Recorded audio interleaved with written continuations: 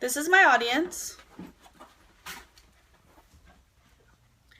According to Oxford dictionaries, the definition of the death penalty is as follows: the punishment of accusation administered to someone legally convicted of a capital crime.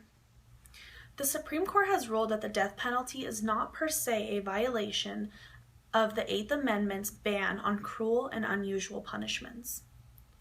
Today, one of the most debated issues in the criminal justice system is the death penalty.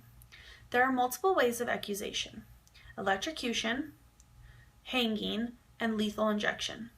Electrocution is when the victim is strapped into a chair with a conductor around a shaved wet scalp. This permits electricity to be directed straight to the brain. Hanging is when the victim is hung, which causes the neck to snap instantly, which causes just above the second vertebrae, cutting off communication from the brain to the body.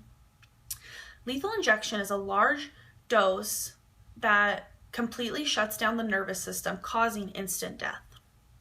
Polls released by a research center this month show that the support of the death penalty from the public has hit a historic low. The poll reported that 56% of Americans support the death penalty. The number of supporters may be at a historic low, but the death penalty still stands tall. The death penalty is widely supported because it brings justice for the deceased.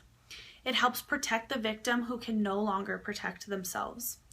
A majority of people also believe in the known saying, an eye for an eye. Why would we let someone who has done the ultimate crime of taking somebody's life continue to live their own? In 1999, there were 3,527 prisoners under the sentence of death in American prisons. This study suggests that if those sentences had been carried out, 63% or 63,000 lives would have been saved. There were approximately 15,000 homicides in America in 1999, meaning that the deterrent effect would be equivalent of 4 years free from murder. These numbers easily prove that the death penalty can act as a deterrent of murders. A question often asked by society: which is cheaper, the death penalty or a life without parole sentences? According to Donald McCarlin, a former California jurist, it's 10 times more expensive to kill somebody than to keep them alive.